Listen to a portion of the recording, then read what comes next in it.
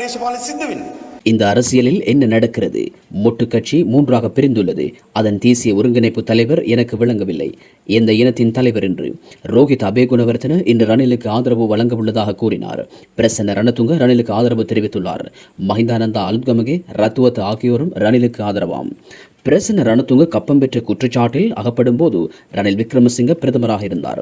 மஹிந்தானந்தா அலுத்கமகே மோசடி குற்றச்சாட்டில் அகப்படும் போது பிரதமராக ரணில் விக்ரமசிங்கவே இருந்தார்.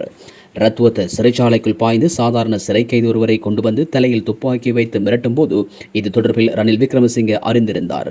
இந்த சம்பவங்களின் பின்பாக என்ன விளங்குகிறது? இவ்வாறான அரசியல் விளையாட்டை நாம் அகற்ற வேண்டும் அல்லவா? அதேபோன்று அடுத்த பக்கம் பார்த்தால் ஐக்கிய மக்கள் சக்தி எனும் செயல் திட்டத்தை ஆரம்பிக்கும் போது அதன் தவிசாளர் ஃபீல்டு மார்ஷல் சரத் பொன்சேகா இருந்தார். ஐக்கிய மக்கள் சக்தியின் தவிசாளர் இப்போது வெளியே உள்ளார். மொட்டு கட்சியின் தவிசாளர் அவர்களுடன் உள்ளார். GL பீரிஸ், என் அரசியல் இது. கப்பலில் தீ பரவும் போது நாட்டிற்கு அபகீர்த்தியை ஏற்படுத்திய நாலங்க குடஹேவா சயித் பிரேமதாசவின் வலதுகையாக உள்ளார். இவ்வாறான சம்பவங்கள் போதாதா? இந்த நாட்டின் புதிய அரசியல் கலாச்சாரத்தை காண்பிக்க வேண்டிய அவசியம் ஒன்று உள்ளது.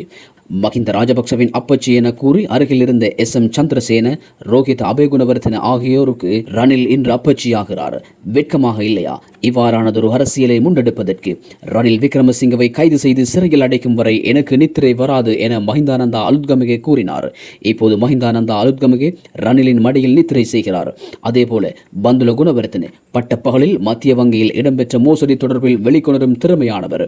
இலக்கம் 16 போட்டியிடுகிறார் என கடந்த காலங்கள் பத்திரிகைகளில் விளம்பரம் செய்திருந்தார். இப்போது அந்த பந்துல குணவர்தன ரணில் விக்ரமசிங்கவின் மேடையில் உள்ளார்.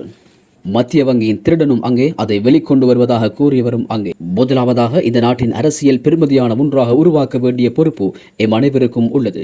இது எமது தாய் நாடு. இந்த நாட்டின் அரசியல் மக்கள் மத்தியில் பொறுப்பான ஒன்றாக மாற வேண்டும். அந்த பொறுப்பு ஒரு தொழில் முறைமையான அரசியலாக எமது நாட்டின் அரசியலை தேசிய மக்கள் சக்தியின் மாத்திரமே உள்ளது. அருவருப்பான, அசிங்கமான, நாற்றம் வீசுகின்ற அரசியலை நாம் தோற்கடிக்க வேண்டும்.